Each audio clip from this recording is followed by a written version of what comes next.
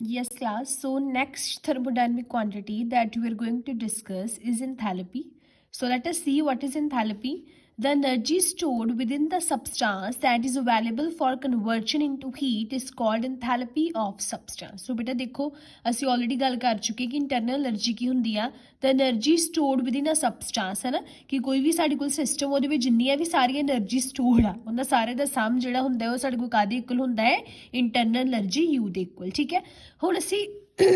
Sorry next ਜਿਹੜੀ ਥਰਮੋਡਾਇਨਾਮਿਕ quantity ਦੀ ਗੱਲ ਕਰਨ ਜਾ ਰਹੇ ਹਾਂ ਉਹ ਹੈਗੀ ਸਾਡੇ ਕੋਲ ਇੰਥੈਲਪੀ ਸੋ ਬੇਟਾ ਹੁਣ ਇੰਥੈਲਪੀ ਕਹਿੰਦਾ ਕਿ ਜਿਹੜੀ એનર્ਜੀ ਸਿਸਟਮ ਦੇ ਵਿੱਚ ਸਟੋਰ ਆ ਜਿਹਨੂੰ ਅਸੀਂ ਹੀਟ 'ਚ ਕਨਵਰਟ ਕਰ ਸਕਦੇ ਹਾਂ ਠੀਕ ਹੈ ਸੋ ਇਹ ਤੇ ਸਾਨੂੰ ਪਤਾ ਕਿ ਕੋਈ ਵੀ ਸਾਡੇ ਕੋਲ ਸਿਸਟਮ ਉਹਦੇ ਵਿੱਚ ਕਿੰਨੀਆਂ ਸਾਰੀਆਂ એનર્ਜੀ ਸਟੋਰ ਹੋ ਸਕਦੀ ਹੈ ਜਿਹਨੂੰ ਅਸੀਂ ਟੋਟਲ ਸਮ ਕਾਹਦੇ ਇਕੁਅਲ ਕਰ ਦਿੰਦੇ ਆ ਇੰਟਰਨਲ એનર્ਜੀ ਦੇ ਇਕੁਅਲ ਸੋ ਕਹਿੰਦਾ ਉਹਨਾਂ ਸਾਰੀਆਂ એનર્ਜੀ ਵਿੱਚੋਂ એનર્ਜੀ ਦੀ ਉਹ ਫਾਰਮ ਜਿਹਨੂੰ ਅਸੀਂ ਹੀਟ ਵਿੱਚ ਕਨਵਰਟ ਕਰ ਸਕਦੇ ਹਾਂ ਉਹਨੂੰ ਅਸੀਂ ਕੀ ਬੋਲਦੇ ਆ ਇੰਥੈਲਪੀ ਮੈਥਮੈਟਿਕਲੀ ਬੇਟਾ ਜਿਹੜੀ ਇੰਥੈਲਪੀ ਦੀ ਵੈਲਿਊ ਥਰਮੋਡਾਇਨਾਮਿਕਸ ਦੇ ਵਿੱਚ ਹੁੰਦੀ ਹੈ ਉਹ ਕਾਹਦੇ ਇਕੁਅਲ ਹੁੰਦੀ ਹੈ U plus PV ਦੇ ਵੇ U is the internal energy, V is the volume and P is the pressure of the gas and H is enthalpy ਠੀਕ ਹੈ ਸੋ ਇੰਥੈਲਪੀ ਨੂੰ ਥਰਮੋਡਾਇਨਾਮਿਕਸ ਵਿੱਚ ਕਾਹਦਾ ਡਿਨੋਟ ਕੀਤਾ ਜਾਂਦਾ with the letter H okay so ਦੇਖੋ ਬੇਟਾ ਸਿੰਸ ਵੋਲਿਊਮ ਤੇ ਇੰਟਰਨਲ એનર્ਜੀ ਸਾਡੇ ਕੋਲ ਕੀ ਐਕਸਟੈਂਸਿਵ ਪ੍ਰੋਪਰਟੀਜ਼ ਹੈ ਨਾ ਦੇ depend upon the amount of substance therefore ਜਿਹੜਾ ਸਾਡੇ ਕੋਲ ਇੰਥੈਲਪੀ ਹੈ H it will also be extensive property ਠੀਕ ਹੈ ਹੁਣ ਆ ਜਿਹੜਾ ਸਾਡੇ ਕੋਲ ਫਾਰਮੂਲਾ ਕਿੱਦਾਂ ਆਇਆ ਕਿੱਦਾਂ ਸਾਡੇ ਕੋਲ ਇੰਥੈਲਪੀ ਦਾ ਫਾਰਮੂਲਾ ਬਣਿਆ ਠੀਕ ਹੈ with the help of what quantities we get this formula now we are going to discuss this okay so ਦੇਖੋ ਬੇਟਾ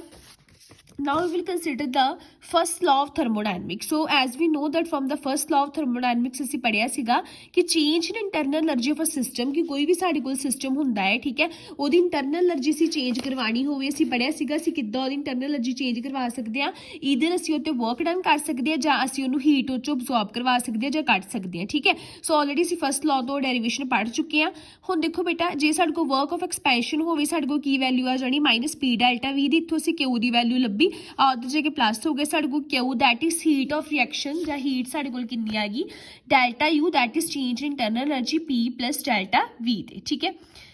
P ਇੰਟੂ ਡੈਲਟਾ V ਸੋ ਕਹਿੰਦਾ ਕਿ ਜੇ ਸਪੋਜ਼ ਕਰੋ ਜਿਹੜੀ ਪ੍ਰੋਸੈਸ ਸਾਡਾ ਸਿਸਟਮ ਉਹ ਕੌਂਸਟੈਂਟ ਵੋਲਿਊਮ ਤੇ ਪਿਆ ਵਾ ਹੁਣ ਦੇਖੋ ਜੇ ਸਾਡੇ ਕੋਲ वॉल्यूम कॉन्स्टेंट है सो थोड़े को चेंज इन इंटरनल वॉल्यूम की हो जाएगा जीरो ना क्योंकि वॉल्यूम कॉन्स्टेंट वॉल्यूम चेंज नहीं होना सो डेल्टा वी की आ जाएगा zero delta we zero put किया सारी चीज़ जीरो होगी साढ़े को क्यू का इक्वल आ गया डेल्टा यू तो हुण मैं इस क्यू नूं लिखता we that is heat energy at constant volume so जो असी देख रहे जो असी वॉल्यूम कॉन्स्टेंट रख रहे हैं सिस्टम का that is change in volume असी जीरो कर रहे हैं साड़ी जी हीट एनर्जी वो काहदे इक्वल आ रही है चेंज इन इंटरनल एनर्जी दे ठीक है this quantity is also known as heat of reaction at constant volume so we see that whenever we kept the volume of a reaction constant then from the first law the Q that is heat of reaction comes out to be equal to change in internal energy ठीक है so this is the heat of reaction at constant volume equals to change in internal energy delta U okay so we can say that internal energy change ਕਾਹਦੇ equal ਹੁੰਦਾ it is a heat ਅਬਜ਼ੌਰਬਡ ਕਿੰਨੀ heat system ਨੇ valve ਕੀਤੀ ਜਾਂ absorb ਕੀਤੀ ਜਦੋਂ ਅਸੀਂ ਉਹਦਾ ਵੋਲਿਊਮ ਕੀ ਰੱਖਿਆ ਕਾਂਸਟੈਂਟ ਕਲੀਅਰ ਹੈ ਜੀ ਨਾਓ ਬੇਟਾ ਸਪੋਜ਼ ਕਰੋ ਜੇ ਸਾਡੇ ਕੋਲ ਪ੍ਰੋਸੈਸ ਕਾਂਸਟੈਂਟ ਪ੍ਰੈਸ਼ਰ ਤੇ ਹੋ ਰਹੀ ਹੈ ਠੀਕ ਹੈ ਫਿਰ ਫਸਟ ਲਾਅ ਕੀ ਬਣ ਜਾਏਗਾ ਕਾਂਸਟੈਂਟ ਪ੍ਰੈਸ਼ਰ ਤੇ ਇੱਥੇ ਅਸੀਂ ਲਾ ਲਾਂਗੇ ਕਿ ਫਿਰ heat of reaction at constant pressure ਕਾਹਦੇ ਇਕੁਅਲ ਆ ਜਾਏਗਾ delta U plus P delta V ਦੇ ਠੀਕ ਹੈ ਸੋ ਦੇਖੋ ਬੇਟਾ ਹੁਣ ਅਸੀਂ ਕੀ ਕਰਾਂਗੇ as we know that what is delta U it is change in internal energy that is final minus initial U2 minus U1 and delta V is change in volume ठीक है जो भी गैस एक्सपैंड करे या contract करे it is V2 minus V1 ठीक है सो असं क्वांटिटीज इकट्ठे करते U2 प्लस PV2 अलग करती माइनस U1 प्लस PV1 ਅਸੀਂ ਅਲੱਗ ਕਰਤੀ ਠੀਕ ਹੈ ਜੀ ਹੁਣ ਕਹਿੰਦਾ ਜਿਹੜੀ ਥਰਮੋਡਾਇਨਾਮਿਕ ਕੁਆਂਟੀਟੀ ਸਾਡੇ ਕੋਲ ਆ ਰਹੀ ਹੈ U plus PV ਇਹਨੂੰ ਅਸੀਂ ਬੋਲਦੇ ਹਾਂ ਹੀਟ ਕੰਟੈਂਟ ਔਰ ਐਂਥੈਲਪੀ ਆਫ ਅ ਸਿਸਟਮ ਜਿਹੜੀ ਅਸੀਂ ਉਹਨੇ ਡਿਸਕਸ ਕੀਤੀ ਠੀਕ ਹੈ so this is what U plus PV is H is the enthalpy or heat content ਕਿ ਸਿਸਟਮ ਦੇ ਵਿੱਚ ਕਿੰਨੀ એનર્ਜੀ ਵਾ ਜਿਹਨੂੰ ਅਸੀਂ ਹੀਟ 'ਚ ਕਨਵਰਟ ਕਰ ਸਕਦੇ ਹਾਂ this is enthalpy it is equal to U plus PV ਹੁਣ ਦੇਖੋ ਸਪੋਜ਼ ਕਰੋ ਕੋਈ ਸਿਸਟਮ ਆ ਉਹਦੀ ਇਨੀਸ਼ੀਅਲ ਸਾਡੇ ਕੋਲ ਐਂਥੈਲਪੀ ਕੀ H1 ਠੀਕ ਹੈ ਇਹਨੂੰ ਚੇਂਜ ਕੀਤਾ ਉਹਦੀ ਫਾਈਨਲ ਐਂਥੈਲਪੀ ਕੀ ਹੋਈ H2 सो चेंज क्या आ गया H2 माइनस H1 सो H2 की हो जाएगा U2 प्लस PV2 H1 की हो जाएगा U1 प्लस PV1 ठीक है सो ਅਸੀਂ ਇੱਥੇ ਫਿਲ ਕੀਤਾ ਇੱਥੇ ਅਸੀਂ ਫਿਲ ਕਰਤਾ H2 ਇੱਥੇ ਅਸੀਂ ਫਿਲ ਕਰਤਾ H1 ਸਾਡੇ ਕੋਲ ਕੀ ਆ ਗਿਆ QP ਆ ਗਿਆ H2 ਮਾਈਨਸ H1 ਦੇ दैट इज डेल्टा H ਤੇ ਠੀਕ ਹੈ ਸੋ ਅਸੀਂ ਦੇਖ ਰਹੇ ਹਾਂ ਹੁਣ ਇਹ ਸਾਡੇ ਕੋਲ ਕੀ ਹੈ, this is heat of reaction, ਕਿ ਕੋਈ ਸਿਸਟਮ ਜਦੋਂ ਕੋਈ ਹੀਟ ਇਵੋਲਵ ਕਰਦਾ ਜਾਂ ਅਬਜ਼ੋਰਬ ਕਰਦਾ, ਜਦੋਂ ਅਸੀਂ ਪ੍ਰੈਸ਼ਰ ਕੌਨਸਟੈਂਟ ਰੱਖਦੇ ਹੋ ਕਾਹਦੀ ਇਕੁਅਲ ਆਉਂਦੀ ਹੈ ਬੇਟਾ, ਉਹ ਇਕੁਅਲ ਆਉਂਦੀ ਹੈ ਚੇਂਜ ਇਨ ਇੰਟਰਨਲ એનર્ਜੀ ਦੇ। ਠੀਕ ਹੈ, ਸੋ ਅਸੀਂ ਕਹਿ ਸਕਦੇ ਹਾਂ enthalpy change is equal to the heat absorbed or evolved at the ਕੌਨਸਟੈਂਟ pressure. ਠੀਕ ਹੈ, ਜਦੋਂ ਅਸੀਂ ਸਿਸਟਮ ਦਾ ਪ੍ਰੈਸ਼ਰ ਕੌਨਸਟੈਂਟ ਰੱਖਦੇ ਆ ਉਦੋਂ ਸਾਡੇ ਕੋਲ ਕੀ ਹੁੰਦਾ ਹੈ, ਉਦੋਂ ਸਾਡੇ ਕੋਲ ਕਿੰਨੀ ਉਹ ਹੀਟ ਅਬਜ਼ੋਰਬ ਕਰਦਾ ਜਾਂ ਇਵੋਲਵ ਕਰਦਾ at constant pressure, it is equal to its change in internal energy. ਠੀਕ ਹੈ, which is also called as heat of reaction at constant pressure. So ਦੋ ਕੁਆਂਟੀਟੀਜ਼ ਅਸੀਂ ਪੜ੍ਹੀਆਂ। ਫਸਟ ਸੀ ਸਾਡੇ ਕੋਲ heat of reaction at constant volume is equal to delta U and heat of reaction at constant pressure is equal to delta H. Clear ਹੈ? ਹਾਂਜੀ ਬੇਟਾ, ਹੁਣ ਦੇਖੋ ਜੀ ਕਿਊ ਪੀ ਦੀ ਜਗ੍ਹਾ ਹੁਣ ਮੈਂ ਇੱਥੇ ਵੈਲਿਊ ਸਬਸਟੀਟਿਊਟ ਕਰਦਾ, Q P is equal to delta H. ਠੀਕ ਹੈ, ਇੱਥੇ ਮੈਂ ਡੈਲਟਾ ਐਚ ਪੁੱਟ ਕਰਤਾ। So what I get delta H equals to U2 plus PV2। ਠੀਕ ਹੈ, ਐਜ਼ ਇਟ ਇਜ਼ ਸਾਡੇ ਕੋਲ ਇਕੁਏਸ਼ਨ ਰਹੀ, ਵੇਰੀਏਬਲ ਸੈਪਰੇਟ ਕਰ ਦੋ, U2 minus U1 plus PV2 minus V1। This is delta U, this is delta V। ਠੀਕ ਹੈ, ਸੋ ਅਸੀਂ ਕਹਿ ਸਕਦੇ ਕਿ ਇੰਥੈਲਪੀ ਚੇਂਜ ਕਿਸੇ ਵੀ ਸਿਸਟਮ ਦਾ it is equal to the sum of change in internal energy and the pressure volume work, that is work of expansion ਜਿਹੜਾ ਸਿਸਟਮ ਤੇ ਹੋ ਰਿਹਾ। ਠੀਕ ਹੈ, ਸੋ ਇਹਦਾ ਮਤਲਬ ਕਿ ਕਿਸੇ ਵੀ ਸਿਸਟਮ ਦੀ ਇੰਥੈਲਪੀ ਚੇਂਜ ਕਾਹਦੀ ਇਕੁਅਲ ਹੁੰਦਾ ਵਾ, ਅਗੇਨ ਕਿ ਕਿੰਨੀ ਇੰਟਰਨਲ એનર્ਜੀ ਉਹਦੀ ਚੇਂਜ ਹੋ ਰਹੀ ਆ। ਠੀਕ ਹੈ, ਕਿਉਂਕਿ ਦੇਖੋ ਇੰਥੈਲਪੀ ਵੀ ਇੱਕ ਤਰ੍ਹਾਂ ਦੀ ਹੀਟ ਦੀ ਫਾਰਮ ਹੀ ਆ। ਠੀਕ ਹੈ, ਸੋ ਇਸ ਤਰ੍ਹਾਂ ਸਾਡੇ ਕੋਲ ਇਹਦੀ ਵੀ ਫਾਰਮੂਲਾ ਸਾਡੇ ਕੋਲ ਇਹਦੇ ਇਕੁਅਲ ਹੀ ਆਏਗਾ, delta U plus P delta V, that is sum of the change in internal energy of the system and the pressure volume work, that is work of expansion. Yes class, so now we have is the relationship between heat of reaction at constant pressure and constant volume, that is QP and QV। ठीक है, इनमें ਵਿੱਚ ਅਸੀਂ relation ਦੇਖਾਂਗੇ ਕਿ ਇਹ ਦੋ values ਆਪਸ ਚ ਕਿਹੜੇ ਫਾਰਮੂਲੇ ਨਾਲ ਰਿਲੇਟ ਕਰਦੀ ਹੈ। ਸੋ ਬੇਟਾ ਦੇਖੋ, as we know that heat of reaction at constant pressure is equal to delta H, that is change in enthalpy, and heat of reaction at constant volume is equal to change in internal energy. Also we have studied that the change in enthalpy is equal to sum of change in internal energy and the work of expansion, that is P delta V। ठीक है, so delta V ਨੂੰ ਅਸੀਂ ਲਿਖ ਸਕਦੇ V2 minus V1 because it is a change in volume due to the expansion of gas। P ਨੂੰ ਅਸੀਂ multiply ਕੀਤਾ, we get PV2 minus PV1। ठीक है, so let's name this equation as star। So now beta from ideal gas equation as we know that PV equals to nRT, so PV1 ਕਾਹਦੀ equal ਆ ਜਾਏਗਾ N1 RT ਦੀ equal, ਤੇ PV2 ਕਾਹਦੀ equal ਆ ਜਾਏਗਾ N2 RT ਦੀ equal. ਠੀਕ ਹੈ, values ਪੁੱਟ ਕਰੋ, ਇਹਦੇ ਵਿੱਚ ਸਾਡੇ ਕੋਲ RT ਕਾਮਨ ਨਿਕਲ ਜਾਏਗਾ, ਬਚ ਜਾਏਗਾ N2 minus N1। ਸੋ N2 minus N1 ਸਾਡੇ ਕੋਲ ਕੀ ਹੈ, it is delta NG, that is difference in the moles of gaseous reactant. कि सपोज करो रिएक्टेंट एंड प्रोडक्ट। ठीक है, सपोज करो साडे कोई भी रिएक्टेंट है गैशियस, ये दो मोल्स बने, दो मोल्स ही साडे को जो ये प्रोडक्ट फॉर्मेशन च चल गया तो इन्हें सानू एक मोल दिता ए दा गैशियस फॉर्म दे विच। ठीक है, सो साडे को डेल्टा NG बेटा की आ जाएगा, it is N2 minus N1, मतलब प्रोडक्ट के मोल्स माइनस करो रिएक्टेंट चो। ठीक है, प्रोडक्ट के किन्ने आ 1, रिएक्टेंट के किन्ने सी 2, दैट इज -1 आ जाएगा इन जनरल। ठीक है, so delta NG is the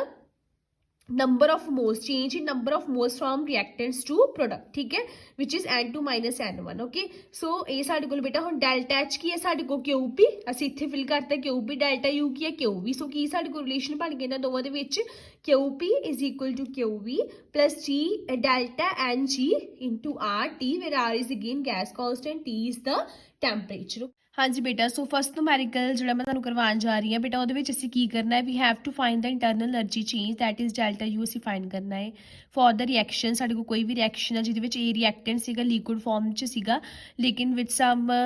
forces ਉਹ ਕਾਹਦੇ ਵਿੱਚ ਕਨਵਰਟ ਹੋ ਗਿਆ ਸਾਡੇ ਕੋਲ ਬੇਟਾ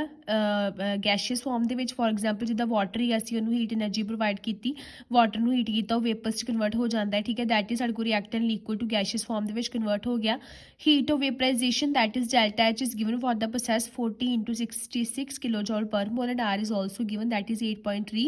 joule per mole per Kelvin। ठीक है, सो बेटा ਅਸੀਂ फाइंड ਕੀ ਕਰਨਾ, we have to find out the internal energy change and delta H ਸਾਡੇ ਕੋਲ given, it is 40.66 kilojoule per mole। ਇਹਨੂੰ ਅਸੀਂ ਬੇਟਾ ਕਨਵਰਟ ਕਰ ਲਾਂਗੇ ਪਹਿਲਾਂ ਜਾਊਸ ਦੇ ਵਿੱਚ। ਜਾਊਸ 'ਚ ਕਨਵਰਟ ਕਰਨ ਲਈ ਅਸੀਂ ਕੀ ਕਰਾਂਗੇ, ਇਹਨੂੰ 1000 ਨਾਲ ਮਲਟੀਪਲਾਈ ਕਰਾਂਗੇ। 1000 ਨਾਲ ਮਲਟੀਪਲਾਈ ਜਦੋਂ ਕੀਤਾ ਬੇਟਾ ਸਾਡੇ ਕੋਲ ਆ ਜਾਣਾ 4660